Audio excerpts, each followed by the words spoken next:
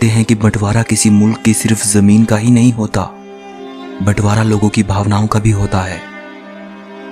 लकीरें जो सरहदों पर खींची जाती हैं वो लोगों के दिलों पर भी गहरे निशान छोड़ जाती हैं। इस वीडियो में आप भारत के बंटवारे से जुड़ी 20 ऐसी बातें जानोगे जो शायद ही आपको पता हों। नंबर 20, भारत के विभाजन की तारीख घोषित हो जाने के बाद बहुत से मुसलमानों ने यह मांग की कि ताजमहल को तोड़कर पाकिस्तान ले जाया जाना चाहिए और वहां फिर से इसे बनाया जाना चाहिए, क्योंकि ताजमहल आखिरकार एक मुसलमान बादशाह ने बनवाया था। यह मांग कोई जोर नहीं पकड़ सकी। नंबर 19, कुछ हिंदू साधु कह रहे थे कि चाहे जो भी हो जाए सिंधु नदी पाकिस्तान के पास नहीं जानी चाहिए, क्योंकि सिंध के बिना हिंद भला कैसे हो सकता है। भारत की संस्कृति सिंधु, गंगा और सरस्वती नदी के किनारे फली फूली है। नंबर 18, माउंटबेटन दोनों देशों की इंडिपेंडेंस सेरेमनी में शामिल होना चाहते थे, इसीलिए भारत को आज़ादी मिली 15 अगस्त को और पाकिस्तान को आज़ादी मिली 14 अगस्त को। अगर दोनों देश एक ही दिन आज़ाद होते तो माउंटबेटन के लिए दोनों देशों के समारोह में पहुंच पाना मुमकिन नहीं होता, इसीलिए दोनों देश अलग अलग दिन आज़ाद हुए। नंबर 17, पाकिस्तान एक अलग देश बना था। उस वक्त उसके पास अपनी करेंसी नहीं थी। 1948 तक पाकिस्तान ने भारतीय नोटों पर पाकिस्तानी मोहरें लगाकर भारतीय करेंसी का इस्तेमाल किया था। 1948 के बाद पाकिस्तान में पाकिस्तानी रुपीस का इस्तेमाल होना शुरू हो गया था।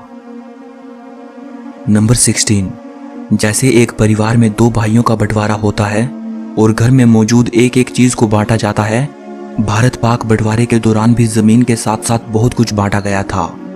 सिक्के, नोट, साइकिल, टेबल, कुर्सियां, टाइपराइटर, लाइब्रेरी में मौजूद किताबें और इंसाइक्लोपीडिया ब्रिटानिका को भी बांटा गया था। कुछ भारत के हिस्से में आया तो कुछ पाकिस्तान के। इन सब चीजों के बंटवारे को लेकर काफी बहस और झगड़े हुए, क्योंकि इस्लाम में शराब हराम मानी जाती है, इसीलिए शराब को लेकर बिल्कुल भी बहस नहीं हुई और शराब भारत के हिस्से में आई। नंबर 15, भारत के वाइसरॉय के पास 12 शाही घोड़ा गाड़ियां थी। 6 गाड़ियां सोने से जड़ी थी तो 6 चांदी से। दोनों देश सोने की गाड़ियां चाहते थे। इसको लेकर काफी बहस हुई कि किस देश के पास सोने की गाड़ियां जाएंगी और किसके पास चांदी की। अंत में यह तय हुआ कि टॉस करके इस बात का फैसला किया जाए कि सोने की गाड़ियां किसके पास रहेंगी, और नतीजा भारत के पक्ष में गया। नंबर 14, पाकिस्तान की पहली राजधानी कराची थी। बंटवारे के 20 साल बाद 14 अगस्त 1967 को इस्लामाबाद को पाकिस्तान की राजधानी बनाया गया। नंबर 13, अप्रैल 1948 को प्राइम मिनिस्टर नेहरू ने कुरुक्षेत्र रेफ्यूजी कैंप का दौरा किया था। यह कैंप 1 लाख लोगों के लिए बनाया गया था, लेकिन इसमें 3 गुना लोग रह रहे थे। शाम को सरकार की तरफ से यहां डिज्नी फिल्म्स दिखाई जाती थी, जिन्हें एक बार में 15,000 लोग देखते थे। नंबर 12, 14 अगस्त 1947 को जब भारत को आज़ादी मिलने में कुछ ही घंटे शेष बचे थे और देश में हजारों हिंदू सिख मुसलमानों का कत्लेआम हो रहा था, माउंटबेटन के बारे में यह कहा जाता है कि उस वक्त वो अपनी पत्नी एडवीना के साथ अमेरिकन एक्टर बॉब होप की मूवी माई फेवरेट ब्रूनेट देख रहा था। नंबर 11, 20 फरवरी 1947 को ब्रिटिश प्राइम मिनिस्टर क्लेमेंट एटली ने यह घोषणा की कि 3 जून 1948 को भारत से ब्रिटिश रूल खत्म हो जाएगा। 1947 की शुरुआत में देश में हिंदू मुस्लिम दंगे शिखर पर थे। 3 मार्च 1947 को गांधी जी ने कहा कि देश का बंटवारा उनकी लाश पर से होगा। एक तरफ गांधी जी अपनी जिद पर अड़े थे और दूसरी तरफ देश में हो रहे भयानक रक्तपात को देखते हुए सरदार पटेल और पंडित नेहरू ने यह मान लिया था कि अब देश का बंटवारा करना ही पड़ेगा। उधर माउंटबेटन को यह बात अनुभव हो रही थी कि अगर ब्रिटेन को भारत में हो रही हिंसा के कलंक से बचना है तो जल्द से जल्द देश को आजाद कर देना चाहिए। यही वजह है कि माउंटबेटन ने आजादी की तारीख जून 1948 से खिसकाकर 10 महीने पहले 15 अगस्त 1947 तय कर दी। आखिरकार देश को आजादी मिली, लेकिन देश के विभाजन की कीमत पर। नंबर 10, बंबई के गवर्नर जॉन कोलविल ने माउंटबेटन को लिखा कि भारत की आजादी के बाद अगर उसे ब्रिटिश फ्लैग फहराने नहीं दिया गया या ऐसा झंडा फहराने नहीं दिया गया जिसमें यूनियन जैक लगा हो तो वो भारत में नहीं रुकेगा। माउंटबेटन खुद इस बारे में सोच रहा था उसने अपने आप दोनों देशों का झंडा तैयार किया।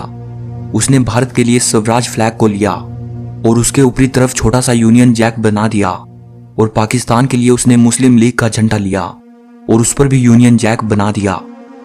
दोनों झंडे जिन्ना और नेहरू के पास भेजे गए। मोहम्मद अली जिन्ना ने कहा, पाकिस्तान के लिए हम इस झंडे को नहीं अपना सकते क्योंकि चांद के साथ क्रिश्चियन क्रॉस मुसलमानों की भावनाओं के लिए ठीक नहीं है। पंडित नेहरू ने भी उसे अस्वीकार कर दिया और माउंटबेटन को एक नया डिजाइन भिजवाया जिसमें बाकी हिस्सा तो स्वराज फ्लैग जैसा ही था, लेकिन चरखे के स्थान पर अशोक चक्र बनाया गया था और उस पर यूनियन जैक नहीं था। माउंटबेटन के पास दोनों देशों के झंडे अपनाने के सिवा और कोई ऑप्शन नहीं था। इस तरह ब्रिटिश फ्लैग को पूरी तरह से विदा कर दिया गया। नंबर 9, देश भर में ब्रिटिश फ्लैग को उतार लिया गया था और तिरंगा लहराया जा रहा था। पंडित नेहरू ने माउंटबेटन की इस गुजारिश को मान लिया था कि ब्रिटिश फ्लैग को उतारते वक्त किसी तरह का जश्न नहीं होगा ताकि अंग्रेजों की भावनाओं को ठेस ना लगे। तिरंगा लहराए जाने पर ही समारोह किए गए। नंबर 8, 15 अगस्त 1947 के दिन जब देश आजादी का जश्न मना रहा था, तब गांधी जी आजादी की रस्म के दौरान हुए किसी भी कार्यक्रम में शामिल नहीं हुए थे। उस दौरान वो कलकत्ता में थे और हिंदू मुस्लिम दंगों को रोकने का प्रयास कर रहे थे। नंबर 7, सिरिल रैडक्लिफ जाने माने ब्रिटिश लॉयर थे। इन्होंने ही भारत पाकिस्तान के बीच सीमा रेखा खींची थी। आपको जानकर हैरानी होगी कि रैडक्लिफ को भारत और पाकिस्तान की बाउंड्री लाइन सेट करने के लिए बंटवारे से महज कुछ ही हफ्ते पहले भारत बुलाया गया था। इससे पहले ये कभी भारत नहीं आए और ना ही इसके बाद वे कभी भारत लौटे। जब रैडक्लिफ भारत आए उस वक्त उन्हें भारत की संस्कृति, व्यापार, राजनीतिक स्थिति, लोगों के आपसी रिलेशन, नदियों के बारे में और भारत के गांव की स्थिति वगैरह के बारे में कुछ भी नहीं पता था। यहां तक कि उन्हें भारत की जियोग्राफी की भी कंप्लीट इंफॉर्मेशन नहीं थी।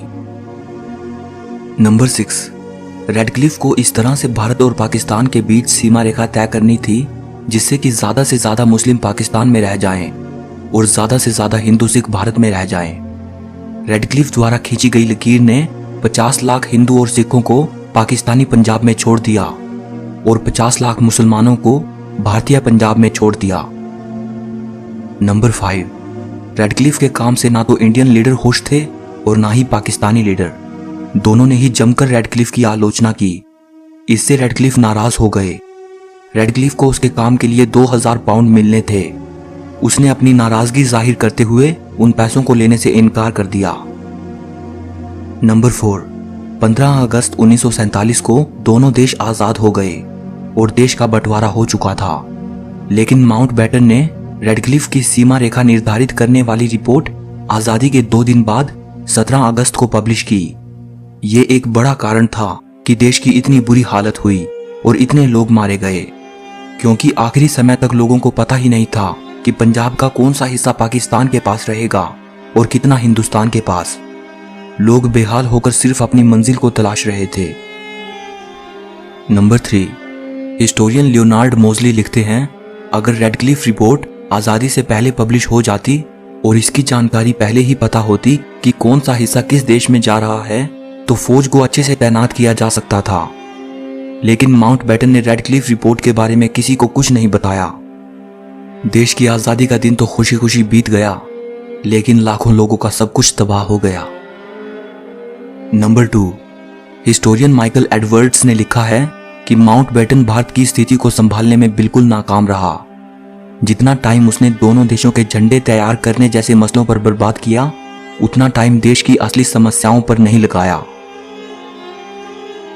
बंटवारे में कितने लोग मारे गए और कितने लोगों ने अपना घर छोड़ा, इस बारे में कुछ भी प्रमाणिक रूप से नहीं कहा जा सकता, लेकिन यह अंदाजा लगाया जाता है कि 2 लाख से लेकर 20 लाख लोग मारे गए थे और करीब 1 करोड़ 40 लाख लोगों ने अपना घर छोड़ा।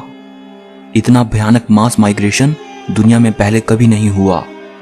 बंटवारे के दौरान अगर किसी की सबसे बुरी दुर्दशा हुई थी तो वो बच्चे और महिलाएं थी।